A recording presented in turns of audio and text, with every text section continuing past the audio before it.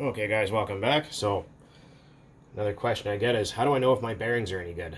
Well, the last couple videos you've seen, if your bearings are all rusty and shitty looking like these ones are, and your crank's all rusty like that, it's not the best light in the world. Probably makes the camera do all sorts of funny stuff. But if there's like goop, like brown rusty shit in there, and your crank's all rusty and your bearings look all rusty, wouldn't be a bad idea. Oh, they spin fine. Well, just because something spins fine doesn't mean it's within tolerance. You know, just because something feels good doesn't mean it is good. You know what I mean? So, but, let's see. Might be able to hear it. So if I turn this, there's no piston and sleeve in there. You can feel the bearings. There's no, like, side to side. In and out play feels, well, there's a little bit. If you rock the flywheel left to right, there's a little tiny bit in there. You can't see it, but I can feel it, just ever so slightly. And you can hear them.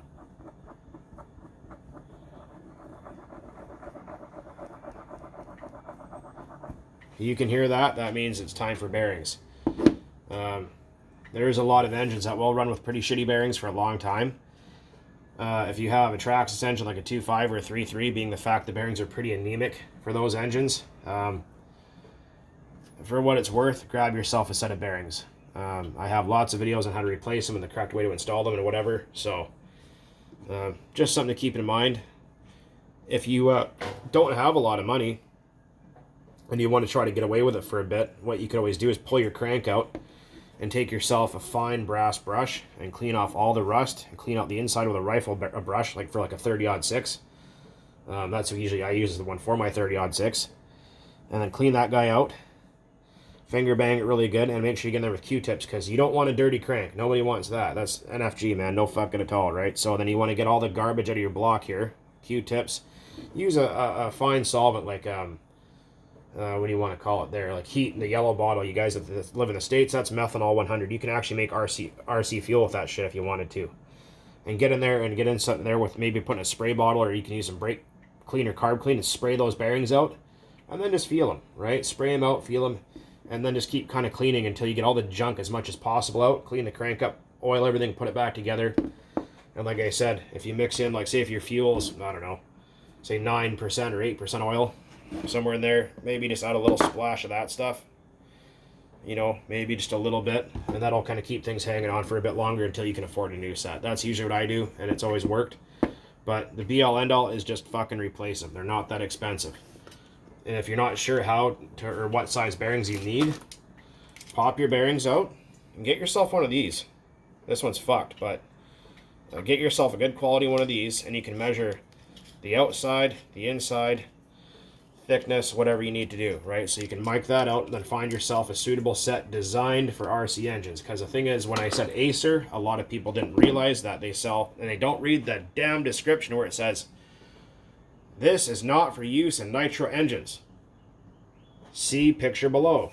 This part number, whatever the hell it is meant for nitro engines." So be sure to read the description, because some are not designed for chemicals and high heat and high temperatures.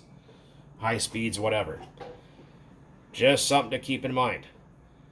Because I've had people go, "Oh, I bought the same bearings you did and they blew up in 10 minutes. Well, you probably either didn't install them right, or you bought the wrong ones, which you more than likely did, and they're not designed for an engine that runs at 270 degrees at 30-something thousand RPM with extremely corrosive chemicals in there. It's a pretty hellish environment what happens in here. All that temperature, RPM, and all that corrosive methanol and nitromethane and shit going on in there. Yeah, it's not a nice environment, so make sure you order the correct shit. Generally, any good quality European or Japanese bearings are fine. Make sure they are rubber sealed, and when you do replace your bearings, rubber seals on the back, pull both of them. Only pull one off on the front. Even if your engine came with 2 seals in the front, pull one of them off. It'll make the front bearing last longer. It'll actually get adequate lubrication that way. And it won't make the engine seal any better having 2 rubber seals in there. I've seen these other guys out there going, "Oh yeah, I bought the ceramic bearings." I'm like, you didn't take the seals out of the rear bearing. Well, they're ceramic. That doesn't matter. You gotta pull the seals out of the rear bearing, otherwise it gets no lubrication and the bearing will grenade. It'll conflagrate inside the engine and destroy your investment, and you will be very pissed off at yourself. anyways, guys, hopefully that helps. So, like I said, I just talked to the owner of this engine. There will be a set of bearings on the way. Luckily, I was able to find a head gasket laying in my sea of junk because this engine was missing it. So we're going to get a new glow plug, new set of bearings, piston sleeve, connecting rod, wrist pin, and a good cleaning. And you guys will see all of that hopefully soon. Until then, always, guys, thanks for watching. Keep on burning nitro out there.